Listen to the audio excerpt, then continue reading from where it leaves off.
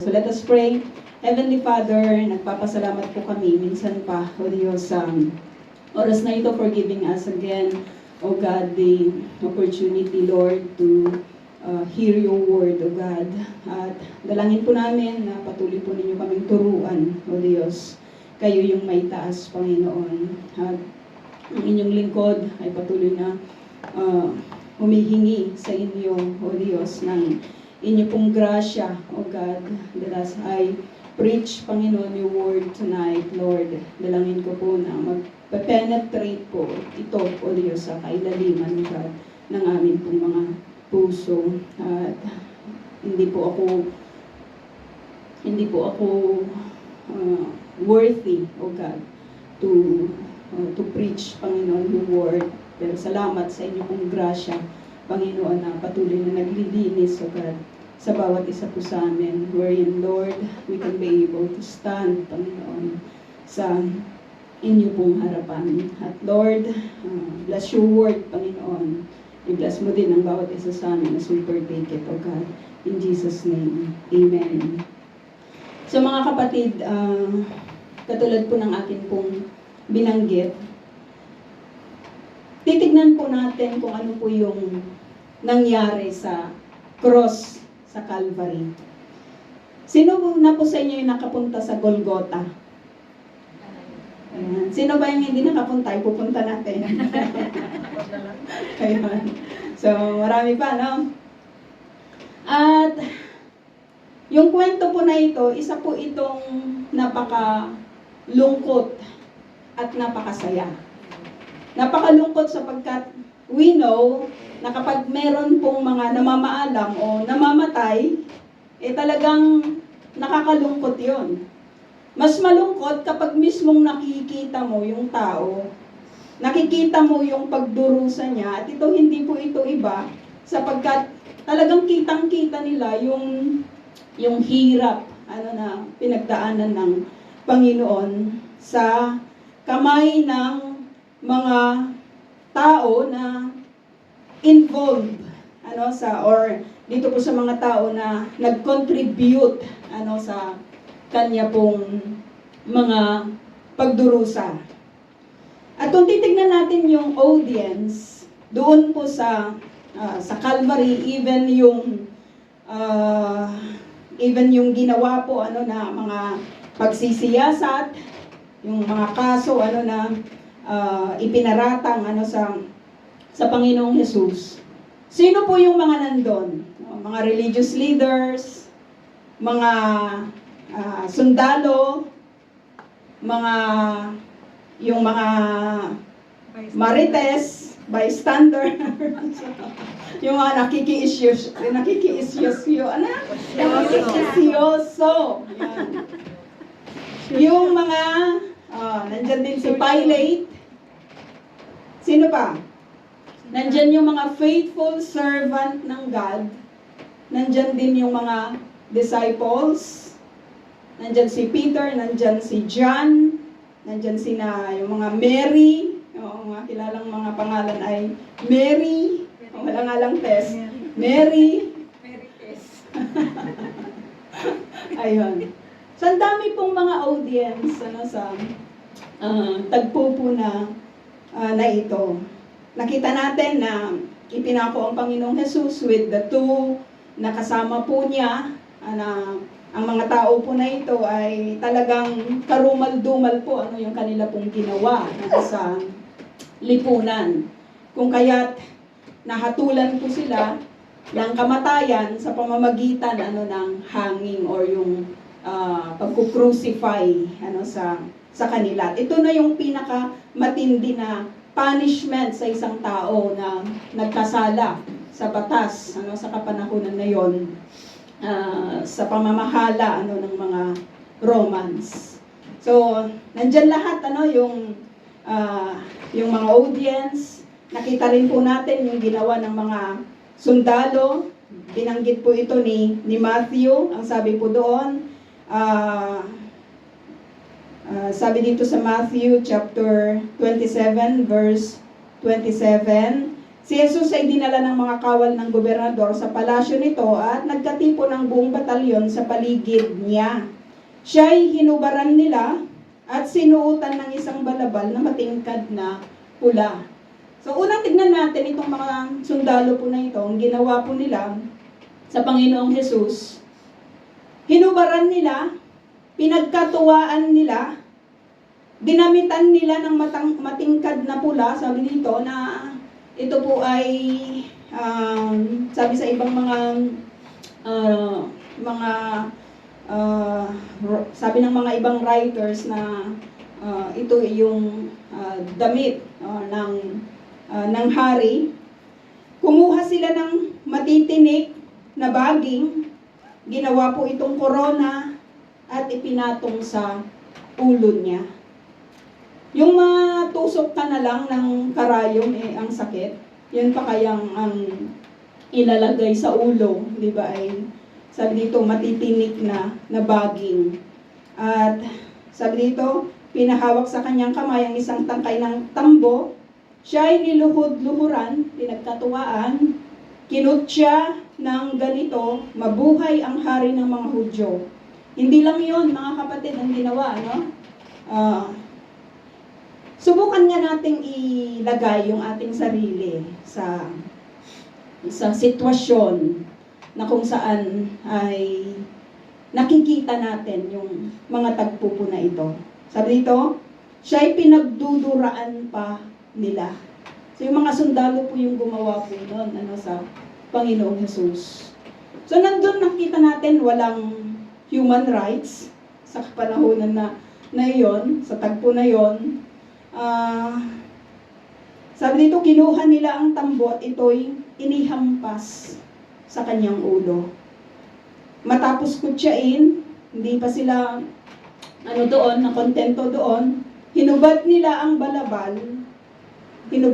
balabal ng Panginoong Jesus, muling sinuutan ng sarili niyang damit, pagkatapos inilabas siya upang ipako sa krus. So bago mapasakamay ng mga sundalo ang Panginoong Jesus, marami na siyang pinagdaanan sa harapan ng mga religious leaders. Diba? Nakita po natin na dire-diretso po yung walang tulog, pagod. Diba? Kasi nakita natin, preparation po ito ng kanilang Pesak. At yung cross na ginawa po nila para doon po sa punishment sa kanya, ipinabuhat pa sa kanya. So kung tayo po siguro yon sa abudan na nga lang natin minsan, di ba? Hirap na hirap tayo, pagod na pagod. Ito pa kaya walang tulog. Walang tulog, sinaktan, ipinahagupit, hinampas ang ulo, di ba? Niluhod-luhuran, at lahat ng pupe. Tapos, sinuntok-suntok pa siya, di ba? At sinabi sa kanya na, hulaan mo kung sino yung sumuntok sa'yo, kung sino yung dumura sa iyo. Anong kaso ng Panginoong Jesus ang kanilang ibinibintang upang tanggapin po niya ang mga pasakit na ito? Sabi dito, paglabas ng lungsod, nandito pa rin po tayo kay Matthew, kumpleto po kasi ito.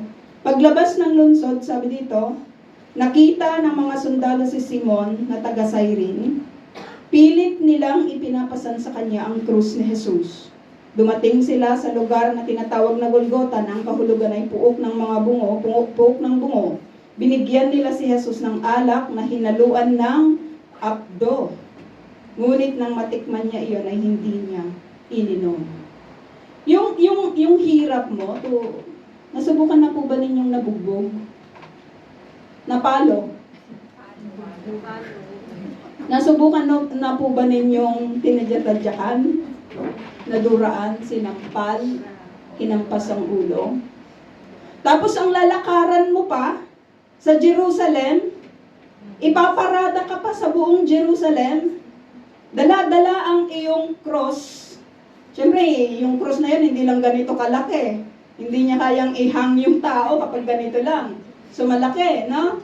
So, pwedeng malaki, mabigat, at dumating sa punto na hindi na po niya kayang magpatuloy. Ang ginawa ng mga sundalo, kumuha sila ng isang tao, walang iba kundi si Simon, na galing sa bukid, sabi ni Lucas. Pinilit siya na ipabuhat.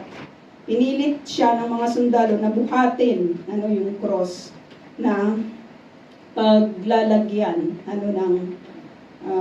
paglalagyan sa Panginoong Jesus. Sabi dito, nandyan din yung mga kumukutya na mga nagdaraan, ito yung sinasabi ko kanina, pailing-iling. Mga ganun sila, no? At sinasabi nila, di ba ikaw ang gigiba ng templo at muling magtatayo nito sa loob ng 3 araw? Nandyan din ang pagkutya ng mga punong pari, mga tagapagturo ng kautusan, at mga pinuno ng bayan. Sabi nila, tignan natin kung ililigtas siya ng Diyos.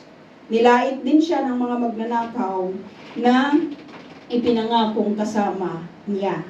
So mamaya babalik po tayo ulit dito po sa book ni Matthew. Tignan natin yung sinulat ni Mark.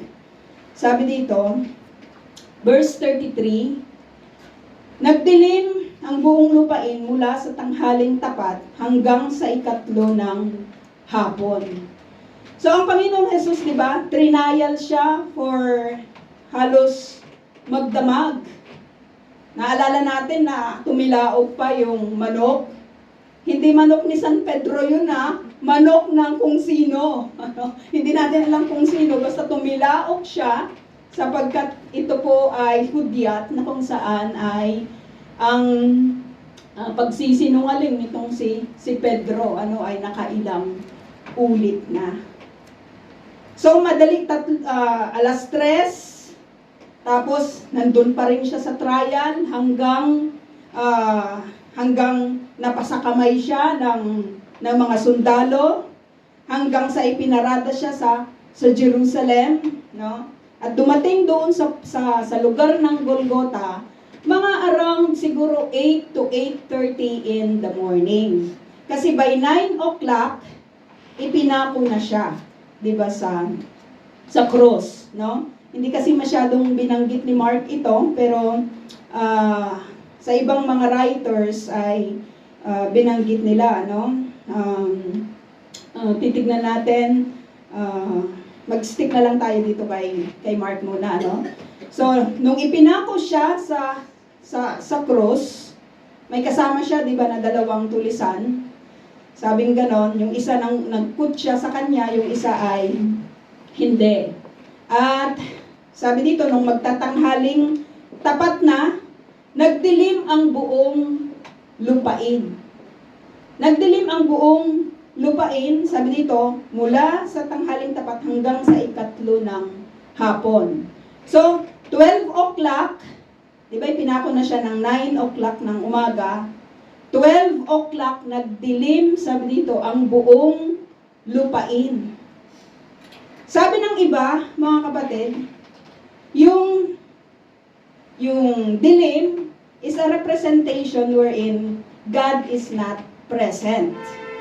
Kasi madilim Di ba? Madilim yung paligid. Wala kang makukuha, hindi lang ito, o wala kang makikita, hindi lang ito basta brown out lang, kundi buong lupain, talagang ang kalangitan ay nagdilim. Kahit doon sa lugar na kung saan ay ipinako po ang Panginoong Yesus, sabi dito, sa katanghali ang tapat magdidilim. Diba?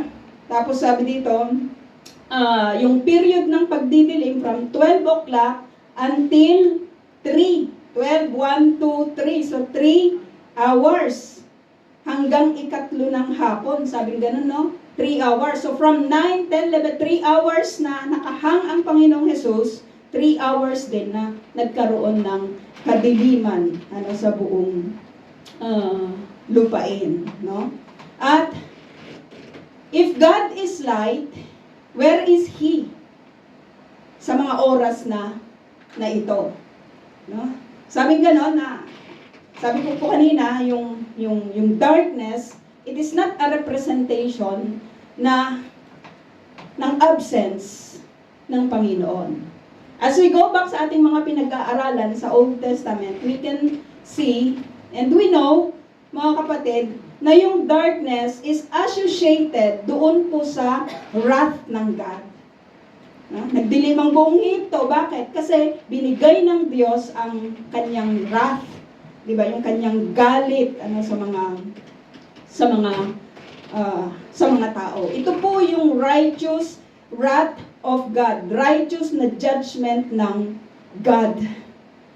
Sabi po doon sa Amos 5:20, Amos 5:20, tignan natin.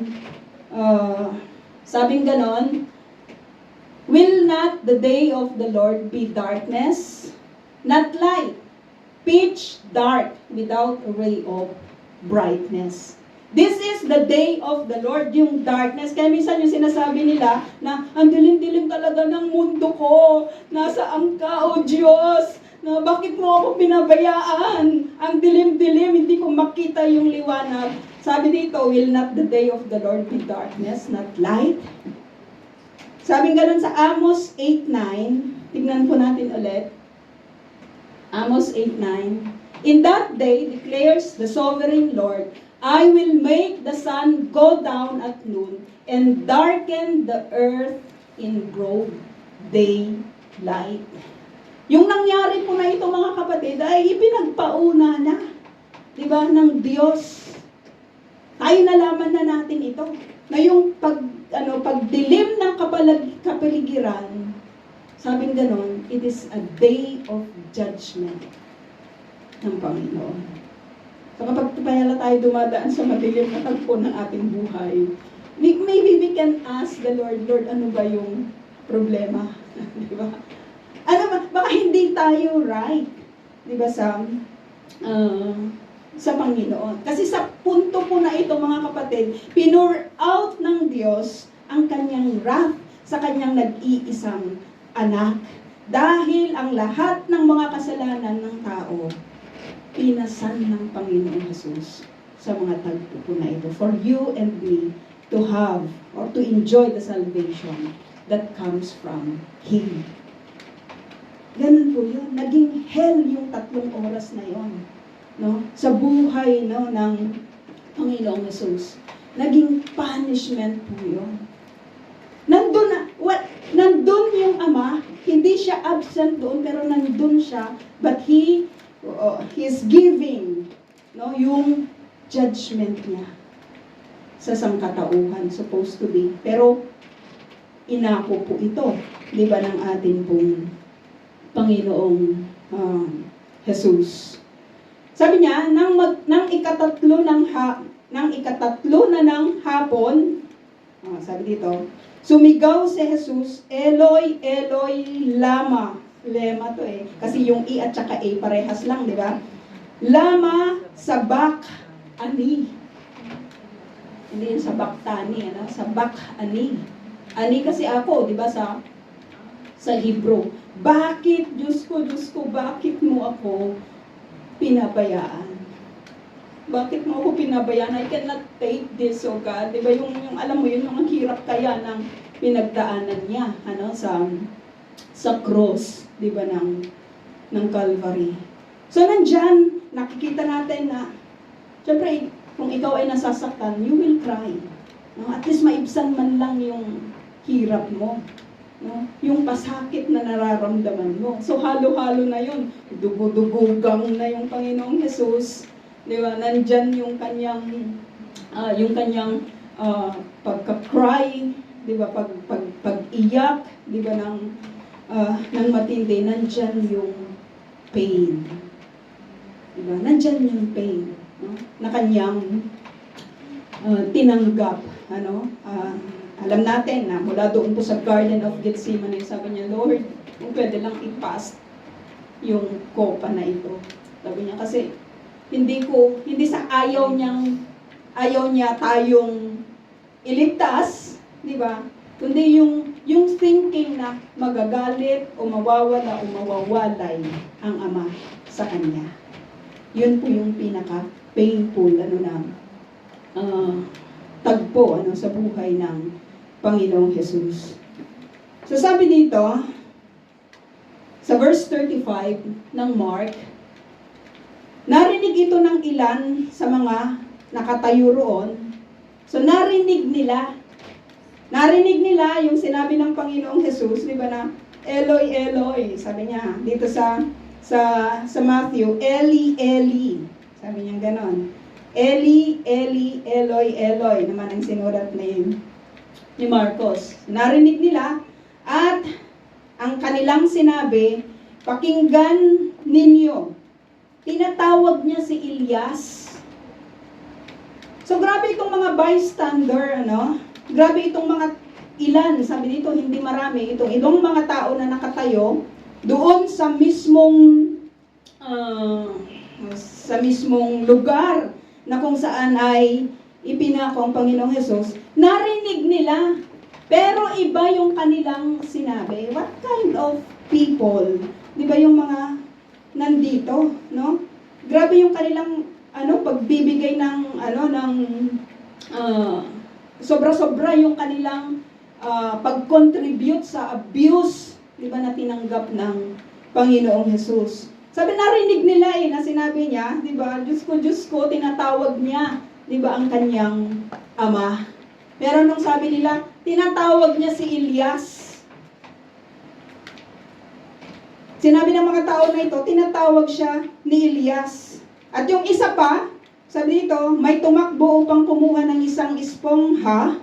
Ito'y isinausaw sa maasim na alak, inilagay sa dulo ng isang patpat, at ipinasipsip kay Jesus. Tignan nga natin kung darating si Elias upang iligtas siya, sabi niya. Yung kumuha na yon. Tignan nga natin kung darating si Elias upang iligtas siya. Sa Malakay 4, verses 5 to 6, tingnan nga natin kung anong sinabi dito. See, I will send the prophet Elijah to you before that great and dreadful day of the Lord comes. He will turn the hearts of the parents to their children, and the hearts of the children to their parents. Or else I will come and strike the land with total destruction. So sabi nila, ito kasi yung sinabi ng Old Testament na darating itong si Elias. Kaya yun yung ikinonekta nila. Pero actually, hindi yun. Hindi yun yung narinig nila. Hindi tinatawag ni Jesus si Elias. Hindi rin siya nagre-request sa Ama na darating itong si Elias. Pero ginawa ng mga tao na ito na katatawanan, di ba, yung nangyari, or yung nangyayari sa Panginoong Jesus. Tignan natin, di ba, kung darating itong si Elias at ililigtas siya kasi hindi niya kayang iligtas yung kanyang sarili. So, ganun yung audience, ng Lord, Nandiyan na nagbibigay sila, ng blasphemy, sa Panginoong Jesus. Ito yung mga tao, mga kapatid, na nakakita ng lahat ng ginawa ng Panginoong Jesus. Ito yung mga tao na nakakita ng miracles, ng wonders, di ba, na ginawa ng Lord, na narinig nila yung teaching, na ginawa ng Lord, nakita nila yung compassion, yung love ng Panginoon, na ipinakita, sa lahat. Pero hindi ito nag-move sa kanila. Hindi ito naggrema, di ba, sa buhay nila. At nung makita nila na nakapako na ang Panginoong Jesus sa cross, di ba, ng Calvary, alam mo yun, nawalan sila totally ng respeto, di ba, sa Lord. Anyway, sila naman, yung mga tao, di ba, na kung titignan po natin ay hindi talaga nagpagal, di ba, sa pagsunod sa Panginoon. Sabi dito sa verse 37, sumigaw ng malakas si Jesus at pagkatapos ay nalagutan ng hininga. Sumigaw ng malakas si Jesus. So between 3 yan, from 3 o'clock to 4 o'clock, no? Sumigaw ng malakas si Jesus. Ang init ng ng mga oras na yan, from 12 o'clock to 3 o'clock. Napakainit, no? Tapos nakabilad ka doon, walang damit. Tapos pagod ka, uhaw ka, nauubos na yung mga dugo. Diba? Dahil sa pagkapako sa kanya. At nakasigaw pa siya, no? Nakasigaw pa siya ng malakas at pagkatapos ay nalagutan ng hininga. Nalagutan ng hininga. From 9, 10, 11, 12, 1, 2, 3. No? Nasa 3 o'clock. 6 hours lang ang Lord na nakalagay sa krus ng Calvary. Kaya, sabi dito, nagtaka itong si Pilato. Tignan natin dito sa Matthew, sabi dito,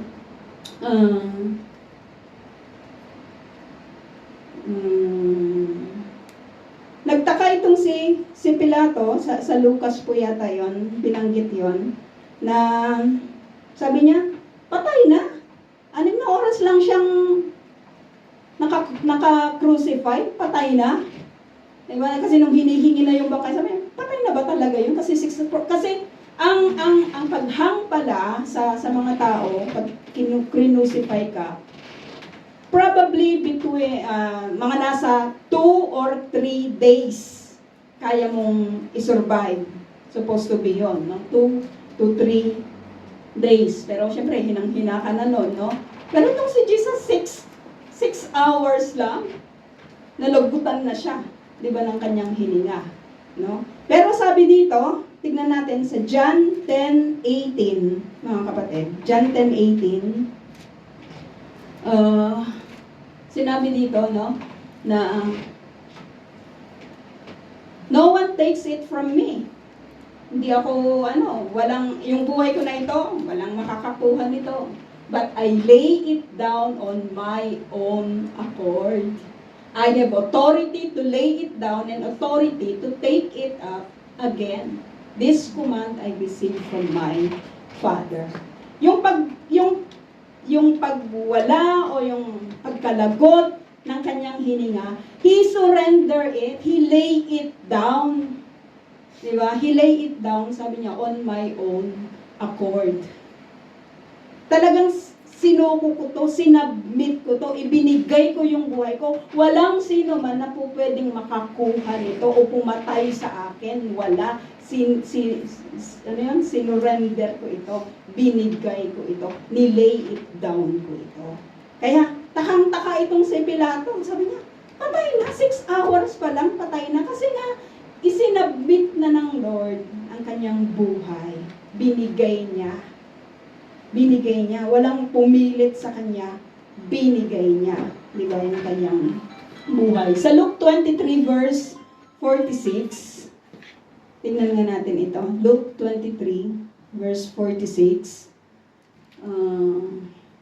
Sinabi ni Lucas din to, no? Jesus called out with a loud voice, Father, into your hands I commit my spirit. When he had said this, he breathed his last. I commit my spirit. So wala na, no? Nalagutan na ng hininga. At bago pa yon, mga kapatid, sabi dito, sa book ni Matthew, nagkaroon pa ng tagpo yun eh. May happenings pa na nangyari.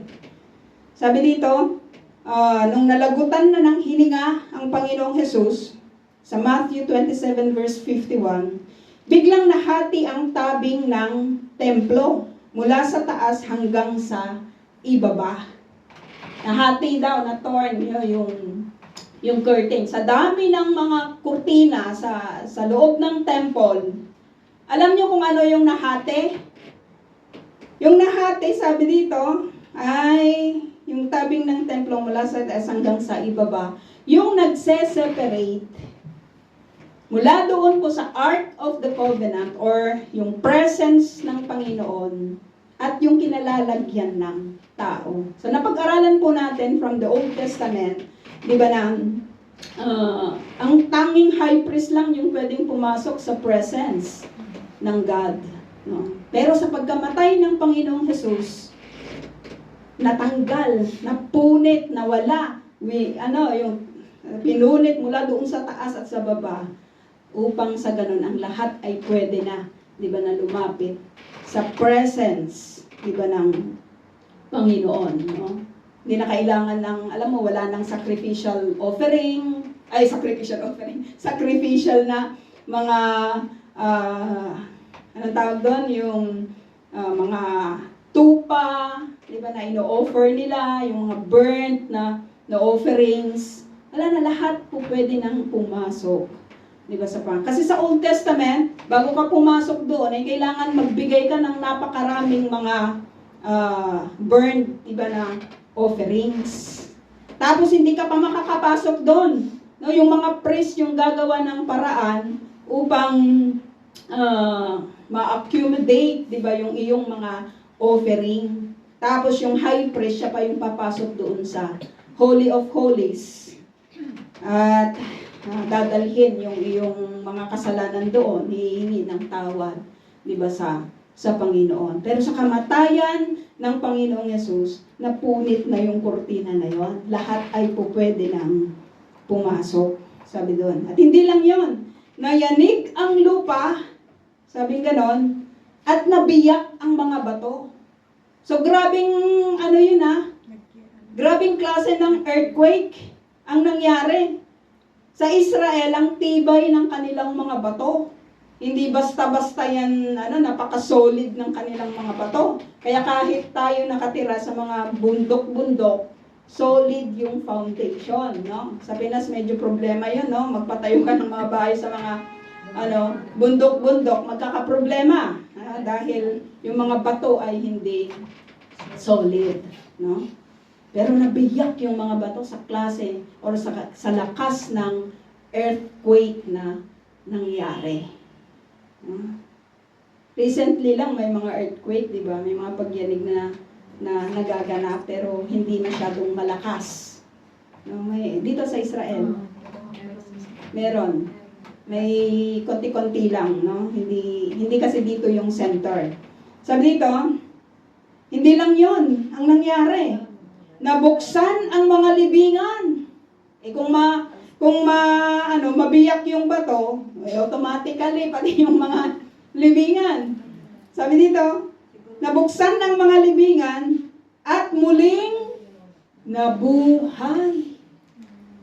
Nabuhay ang maraming, no? Hindi tao.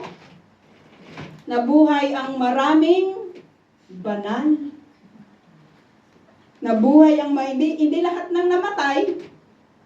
Nabuksan ang libingan, hindi lahat ng namatay, nabuhay, pero sinabi po dito, nabuksan ang mga libingan at muling nabuhay ang maraming banal na namatay.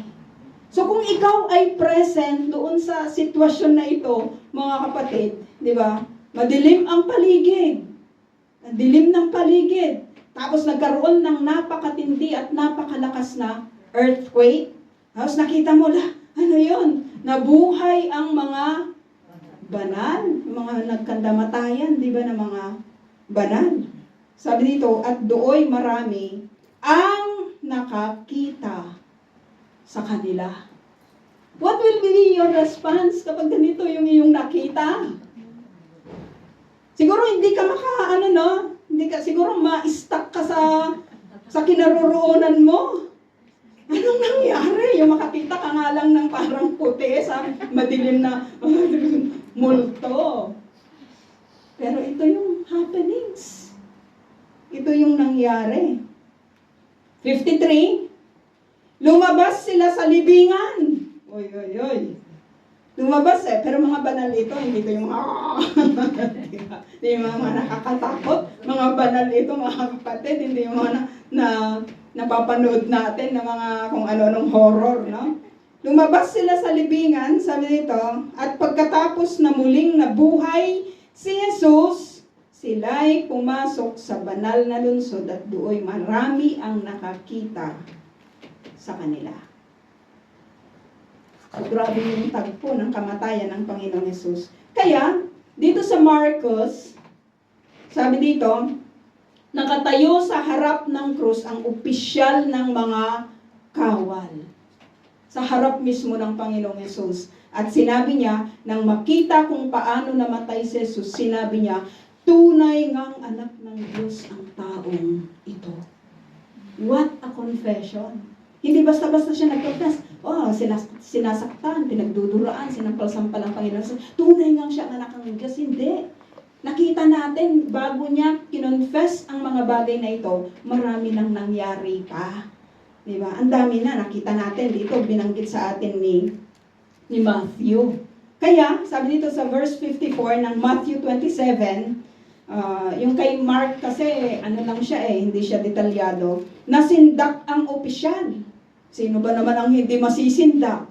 No? Sabi dito, at ang kawal na nagbabantay kay Jesus, nang maramdaman nila ang lindol at masaksihan ang lahat ng nangyari. Sabi nila, tunay na siya ay anak ng Diyos.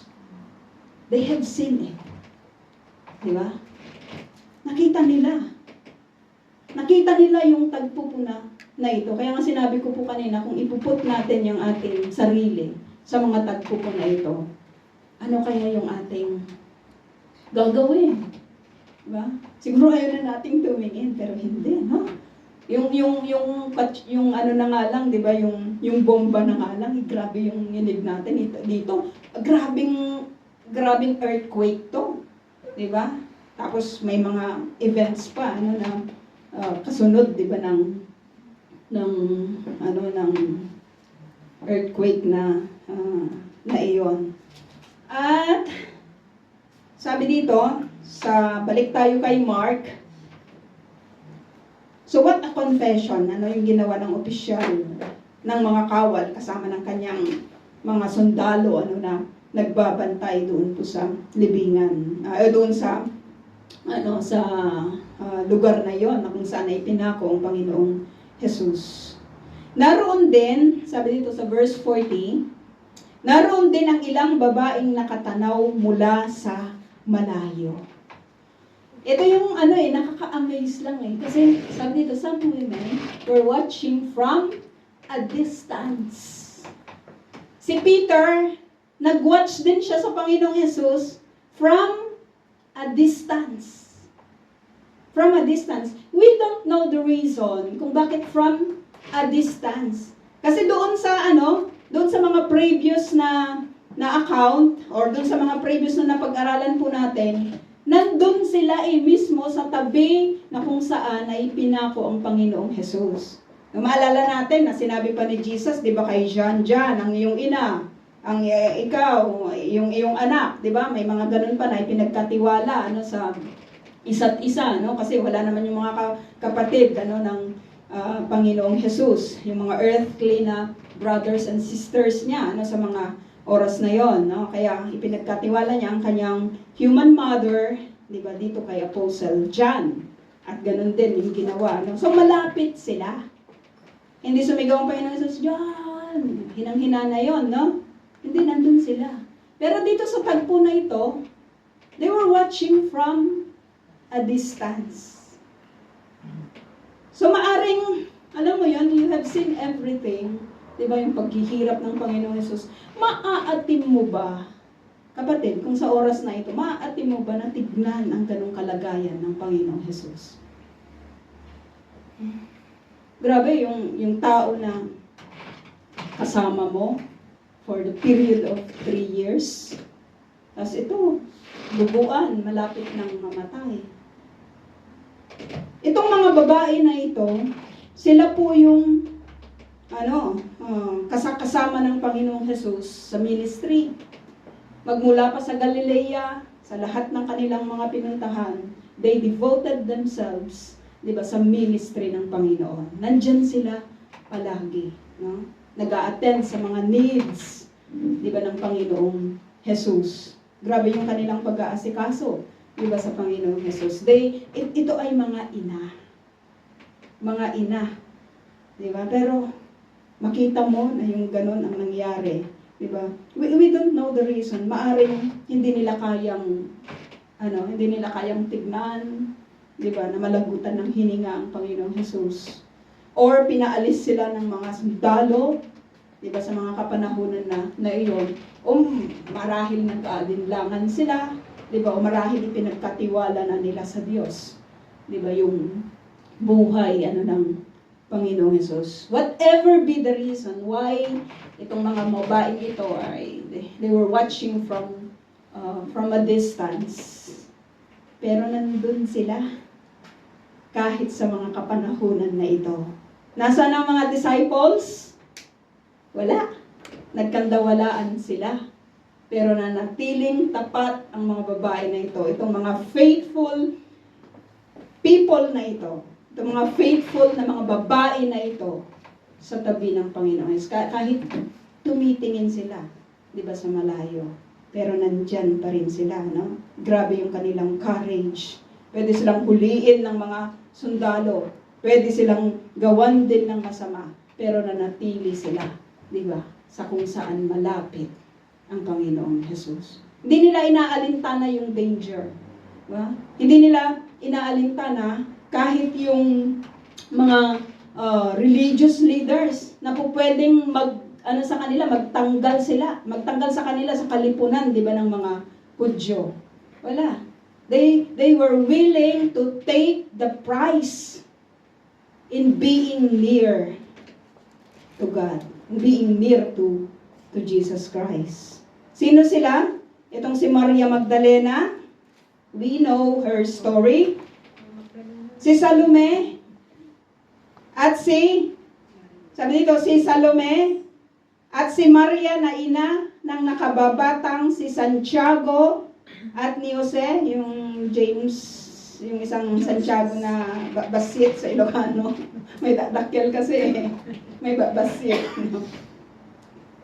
So ito yung mga, dun sa Salome, ay kilala din po natin yan. Si Santiago, sabi dito, si Maria, puro Maria to eh. Siguro may din sila noon, Tres Marias. Ganun ba? Mula sa Galilea ay sumusunod na sila at naglilingkod kay Jesus. Naroon din ang iba pang mga babaeng kasama ni Jesus na pumunta sa Jerusalem. So, ang dami-daming mga babae, mga kapatid, itong mga tao na ito, hindi sila mga preachers. Hindi sila mga pinagkalooban ng mga miracles and wonders na i-perform sa tao. Na katulad ng mga pribilehiyo na tinanggap ng mga disciples. Sila lang ay mga simpleng mga babae na nasa ministry. Diba ng Panginoon? Parang tayo mga babae. Mga babae tayong lahat. Pero hindi nila iniwan. Diba ang Panginoong Jesus? They were used. Diba? Yung mga buhay nila para sa ministry ng Panginoon. No matter kung ano yung cost. 42 to 43, sabi dito, nang dumidilim na, dumating si Jose na taga Arimatea, isang iginagalang na kasapi ng kapulungan. Siya rin ay naghihintay sa pagdating ng kaharian ng Diyos. Dahil iyon ay araw ng paghahanda, bispiras ng araw ng pamamahinga, naglakas loob siyang lumapit kay Pilato upang hingin ang bangkay ni Jesus. No? Ganun na kaagad yung entrada nitong si Mark, no? Pagsapit ng dilim, sabi dito ni Matthew, dumating si Jose, ito, binigyan siya ng description. Itong si Jose na taga Arimatea, isa siyang mayaman na tagasunod ni Jesus. Tagasunod pala siya ni Jesus, no? Isa siyang membro ng Sanhedrin. Ano man yung kanyang katungkulan, pero isa siyang kinikilala sa kapulungan ng mga Hudyo. Lamang yung kanyang connection sa Panginoong Jesus secret. Siya yung secret na disciple. Hindi nagpapakita. Bakit? Sinabi sa atin ng ibang mga writers na dahil sa takot sa mga Hudyo. Kasi kung matindi ang politika sa atin, matindi rin ang politika pagdating sa mga religious leaders sa kapanahunan na iyon. So itong si Jose na taga-Arimatea, isa siyang mayaman na tao, isa siyang secret disciple ng Panginoon, isa siyang, sabi dito, isa siyang iginagalang na kasapi sa kapulungan. Sikreto nga lang. Marami yung mga secret na mga disciples, secret na mga mananampalataya, na hindi sila nagagamit dahil sila ay sikreto. Kahit sa kapanahunan na ito, yung mga secret na mga Christians, di ba? Hindi sila nagagamit kasi sikreto yung kanilang pagsunod. Pero sa tagpo na ito, mga kapatid, sabi nitong si Jose, nandun si Jose eh. Diba? Nandun si Jose bilang membro ng Sanhedrin. Nakita niya yung lahat. Nakita niya yung kahit ba yung mga previous na ministry ng Panginoon, alam niya kung anong nangyayari sa Panginoong Hesus. Alam niya yung lahat ng nangyayari. Kasi membro nga siya, di ba, ng Sanhedrin. Pero hindi siya nag-a-agree sa ginagawa ng iba niyang mga kasama. Pero nakita natin, it's a joy to know na itong si Joseph of Arimathea, na prominent member ng council, nagwi-wait siya sa kingdom ng God. Isa siyang secret disciple together with Nicodemus. At marahil marami pa, di ba, ang mga katulad nila. Tanungin mo nga sa iyong katabi, sikreto ka rin bang disciple? Kasi kung sekreto ka, hindi ka magagamit ng Panginoon. Si Joseph, nag-stick siya na secret disciple siya. Kaya walang mga records of events na nakikita natin na nagamit ang kanyang buhay sa ministry ng Panginoon. Pero nang nag-decide siya na magpakita, nag-decide siya na magpakilala, nag-decide siya na tumayo, di ba? Sa harapan ng Panginoong Hesus. Sabi niya, hindi na po pwede ito. Sabi niya, hindi na ako po pwedeng magtago na lang sa habang panahon. Alam mo ang ginawa niya? Pumunta siya kay Pilate. Bispiras ito ng kanilang Pesak. He will be defiled if he do that. Yeah? Tatagurian siyang marumi at hindi siya makakasama doon sa kanilang Erev Pesak kasi madumi siya. At hindi lang yun ang kanyang ginawa, mga kapatid. Hihingin niya yung bangkay. Diba? Kapag hihingin mo yung bangkay, mahahawakan mo yung bangkay, defiled ka talaga. Marumi ka talaga. Hindi ka makakasama doon sa kanilang Erev Pesak, and at the same time, may possibility na dahil ikaw ay sumuporta sa Panginoong Hesus na ito, maaring matanggalan ka ng karapatan sa kapulungan, sa council, tanggalin yung iyong katungkulan kahit gaano ka pa kayaman, tanggalin ang pagiging Hudyo mo, hindi ka makakapasok sa temple, and many, many other things na pwedeng gawin sa kanya. Pero sabi ni Joseph, hindi na niya yun iniisip. Alam mo ang ginawa niya? Sabi dito, naglakas loob siyang lumapit kay Pilato upang hingin ang bangkay ni Jesus. Joseph, diba? Jose, anong ginagawa mo? Diba? Pero hindi, hihingin ko yung bangkay. It takes courage, diba?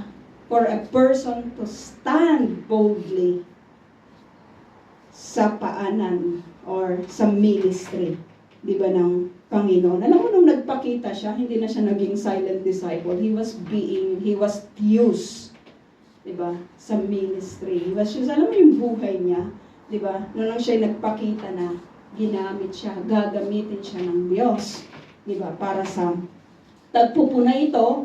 And at the same time, ay magiging kasagutan siya, di ba, ng prophecy sa nagdaang mga panahon. Alam mo yun, pag pinagamit mo yung buhay mo, di ba, pag hindi ka natago ng tago, bakit ka ba nagtatago? Sabihin mo nga sa iyong katabi, bakit ka ba kasi nagtatago? Di ba? Kapag ipinakita mo na yung buhay mo at paglilingkod, di ba, sa Panginoon, gagamitin ka, di ba, ng Diyos. So, tingnan natin kung ano yung mga steps na ginawa nitong si Joseph, nitong si Jose na taga Arimathea. Sabi niya, nagtaka si Pilato, ito yung sinasabi ko po kanina, no? Hinihingi na ni Jose yung bangkay. Ano pa lang ngayon 3 o'clock pa lang ngayon, 6 hours pa lang yung nakakalipas. Hihingin mo na yung bangkay, patay na ba talaga to? 44, nagtaka si Pilato nang marinig niyang patay na si Jesus. Oo nga naman, 6 hours lang, di ba? Pero sinabi natin kanina, di ba na, isinabmit na, nilay down na ni Jesus yung kanyang buhay, nasa kanya yung key. Kung kailan, alam mo maganda yun, di ba, na nasa Panginoong Jesus, yung buhay natin, di ba? Yung kamatayan natin, no? Nasa kanya din, hawak niya yung lahat. So, huwag tayong magtatago, no? Sabi dito, nagtaka si Pilato nang marinig ang patay na si Jesus, kaya ipinatawag niyang opisyal at tinanong kung matagal na siyang namatay. So pinacheck niya. Nang malaman niya sa kapitan na talagang patay na si Jesus, pumayag siyang kunin ni Jose ang bangkay. Yung mga pinapatay, mga kapatid, sa kapanahunan na yun, may may pribilehyo yung mga kamag-anak, yung pamilya na kunin yung bangkay at dalhin sa sementeryo or sa paglalagyan nila para mabigyan naman anong tawag doon, yung anong tawag doon, may punpunta nga mabigyan siya ng maayos na libing. Yan. Di ba? Patay na yun di kahit papano, bigyan mo ng maayos na libing. Nandiyan na may kakantahan, naalala ko si Lolo A, di ba, na wala man lang nanalangin, parang ang sakit ng dibdib yun, di ba, wala man lang yung mga nagaganong-ganon, di ba, maayos naman siya, di ba, yung hindi man lang siya binigyan ng, yung kahit, di ba, yung patay na yung tao, bigyan mo naman ng disenteng libing. Pero, walang humingi sa katawan ng Panginoong Jesus. Alalahanin natin, mga kapatid, na ito ay bisperas ng pista. So, probably yung kanyang mga family sa Nazaret ay, di ba, hindi na sila sumama. Maaaring naghahanda sila sa mga oras na iyon. Yung mga disciples naman, wala sila. Nandun naman yung mga babae, diba? Hindi natin alam kung ilang taon na sila, pero ano naman yung kaya nilang gawin? They were at a distance.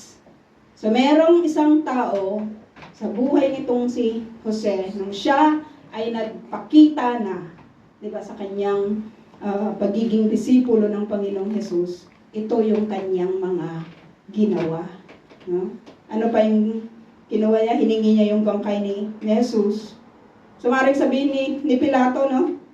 Joseph, ano ba? Bisperas ito ng Pesak. Iba yung iyong inaatupag. Pero hindi. Hiningi niya yung bangkay ni Jesus. Sabi dito, ibinaba mula sa krus ang bangkay ni Jesus. Grabe yung kanyang ginawa doon. Pinako yung tapos, just imagine mga kapatid kung ano yung kanyang ginawa. Ibinaba niya yung bangkay ng Panginoong Jesus. Of course, tinanggal yung mga pako, hinugasan yung katawan na punong-puno ng blood.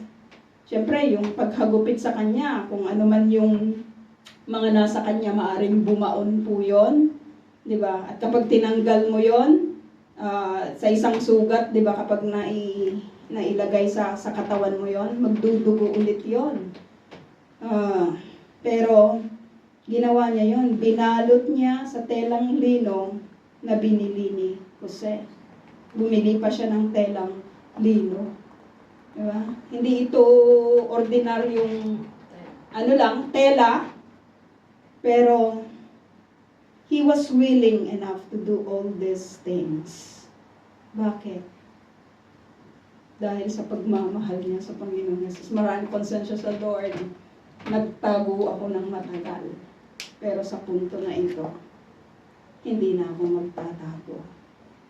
Ano pang mapapala mo, Joseph? Patay na siya. Bakit mo ginagawa? Patay na siya.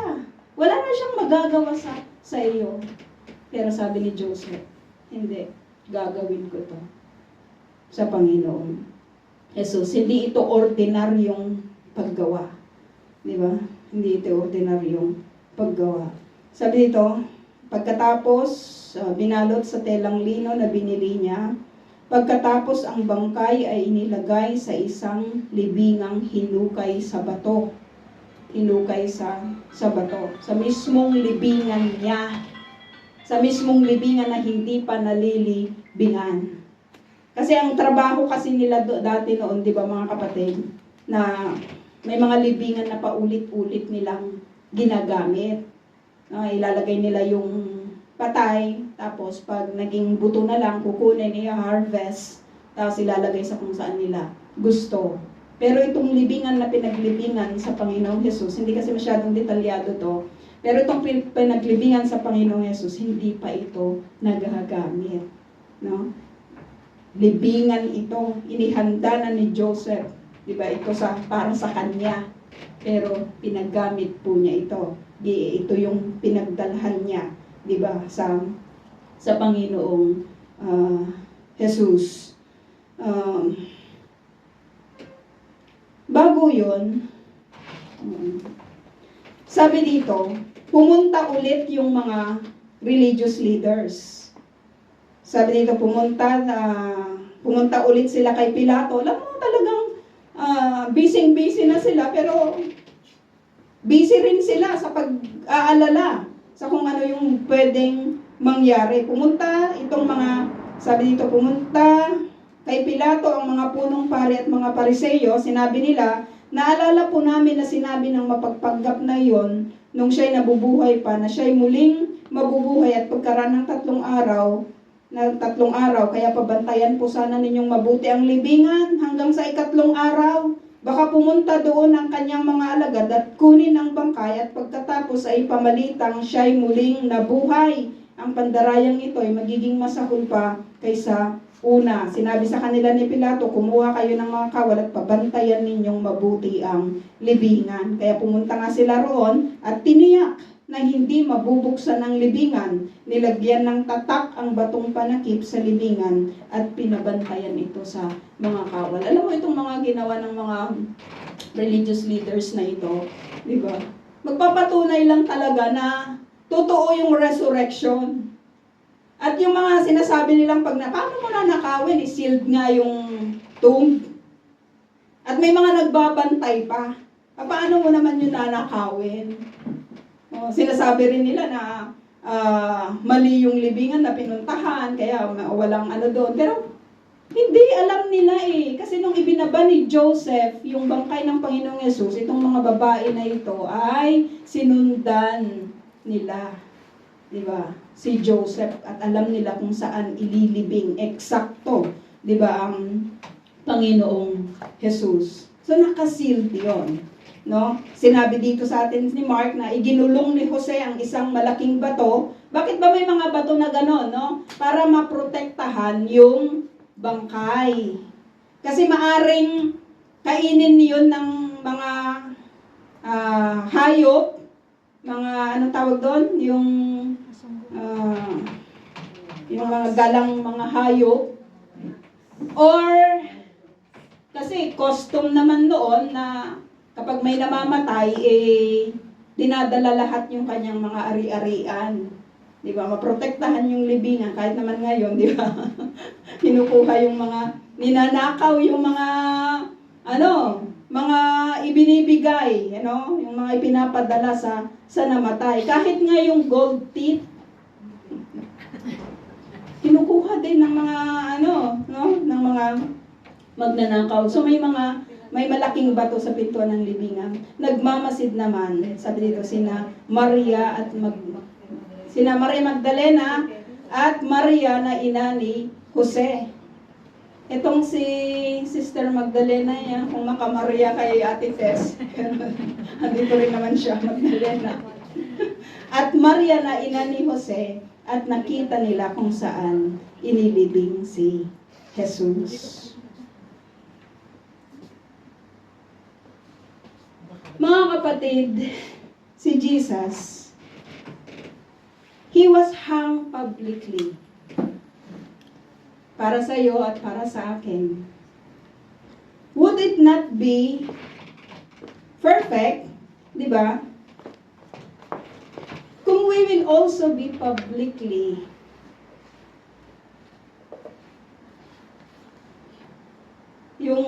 alam mo yun, di ba publicly siya nga hang? Hindi ba maganda rin na maging public din tayo para sa Kanya?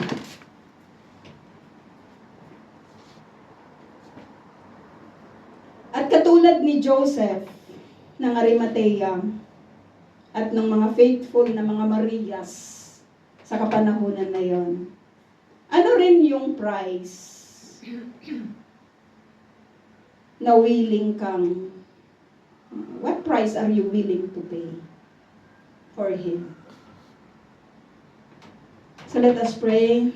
Heavenly Father, salamat o Diyos sa amin pong napag-aralan, Panginoon, sa gabi na ito. Dalangin po namin na tunay, o Diyos, na magrema ito, Panginoon, sa mga buhay namin. Sa inyo ang papuri at pasasalamat sa pangalan ni Jesus. Amen.